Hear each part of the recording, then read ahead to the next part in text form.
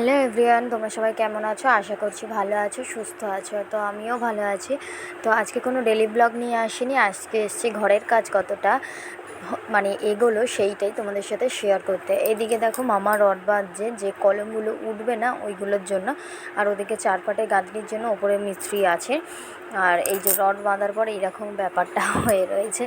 তো আমাদের যেহেতু অছুত চলছে, তো মামা এখানটা বলেছিল মানে ঈশান কোণে যেহেতু একটা কলম উঠবে তো ঢালাই পড়বে, ওই জন্য মামা বলছিল যে পুজো দেওয়ার জন্য। কিন্তু যেহেতু আমাদের ওষুধ চলছে তাই মামা বললো ঠিক আছে, তাহলে বাদ দাও, এখন 16 আনা দাও, আমি ওটা দিয়ে এখন কাজ চালিয়ে যখন ছাদের সময় ভালো করে পুজো দিয়ে নেবে।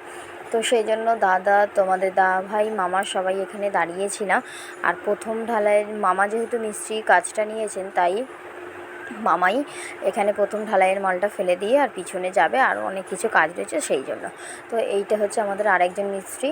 তো দাদা আর কি মালটা এনে দেওয়াতে মামা এখানটা ফেলে দিচ্ছে। তো এটা আমরা জানতাম না, জানো, যে এরকম ঢালাই হলে 16 আনা দিতে হয় বা কিছু, মামার কাছেই দেখা। তো ভালোই লাগলো। তো এরপর সবাই আমরা ওখানে প্রণাম করে নিলাম। আর যেহেতু আমাদের ওষুধ চলছে তাই কোনো কিছু ধরাধরি হচ্ছেও না বা দিতেও পারলাম না, শুধু একটা টাকাই দেওয়া হয়েছে। তো যাই হোক, আর একদিকে কুট্টুরা দেখো যেহেতু ঘরের ছাদটা নেই, আর তাই ওরাও যেন ঘরের বাইরে বেরিয়ে এসছে, সবসময় বাইরেই থাকে, শুধু রাতটুকুনি ঢোকানো হয়। আর এই যে বাঁধাকপি দিয়েছি, ওদের তো খুব পছন্দের, তো একটু কুচিয়ে দিয়েছি, তাই দেখো খুব মজা করে ওরা খাচ্ছে। আর সারাদিন এইখানেই থাকে, রোদও লাগে ওদের, একটু গরমও হয় বেশি, কিছু করার নেই বলো, আমরা নিজেরাই তো এখন থাকার খুব সমস্যা হয়ে যাচ্ছে, ওদের কোথায় রাখবো।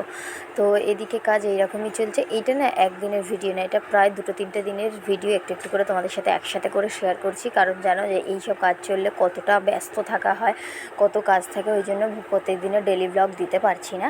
তো ভাবলাম যে কতটা কি কাজ হয়েছে সেটা তোমাদের সাথে শেয়ার করি। তাই এই দেখো ঢালাইয়ের জন্য এদিকে বলেছিলাম ঢালাই দিচ্ছে, সে তো ঢালাই দিয়ে গাঁথনি হয়ে গেছে। এবার এই যে কলমগুলো সেগুলো ঢালা হবে, চারপাট এখানে পুরো গাঁথা কমপ্লিট হয়ে গেছে। আর যদি আমরা এই মাটির দরটা না বাড়াতাম, না এই কলমগুলো না উঠতো, তাহলে আমাদের কাছে এতদিনে হয়েও যেত।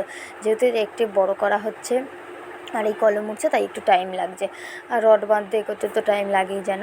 তো যাই হোক, এতদূর কাজ আমাদের হয়ে গেছে। আর ঘরে এদিকে ঢালাইয়ের তক্তাও মারা হচ্ছে, ভাইয়ের ঘরে মারা হয়ে গেছে, আর আমার ঘরেও মারা হবে। সব তক্তা দেখো এখানে জড়ো করা রয়েছে। এই যে দেখো তার পরের দিনের ভিডিও, এটা পুরো ঢালাইয়ের তক্তা মারা হয়ে গেছে। ছাদ থেকে কীরকম লাগছে সেটাই দেখার আছে, চলো তো তোমাদেরকে ছাদে নিয়ে যাই, গিয়ে ওপর থেকে দেখবো। তো আমাদের তো একটা ছোট্ট ছাদ ছিল, সেখানেই উঠে পড়েছি। এই দেখো এই দুটো ঘরে মারা হয়েছে, এখনও দালানটায় মারা হয়নি, মাটির দৌড়েও হয়নি, বিরাট বড় একটা ছাদ হবে। তো আমাদের ছাদটা প্রায় 1300 ফুট বোধহয়, মামা বলছিল, সেরকমই শুনলাম, তারপর জানি না। আর নিচে দেখো দুজনে খেলা করছে, দুই ভাই বোনে খেলা করছে, চারিদিকে মাটি, কাঠ, বাঁশ এগুলো দিয়ে একদম যাতা অবস্থা হয়েছে। তো চলো কী আর বলবো, এইরকমই ঘরের অবস্থা। কাজ এত দূর এগিয়েছে, পুরো ব্লগ তোমাদের সাথে পুরো ব্লগেই শেয়ার করবো কী কী হচ্ছে না হচ্ছে।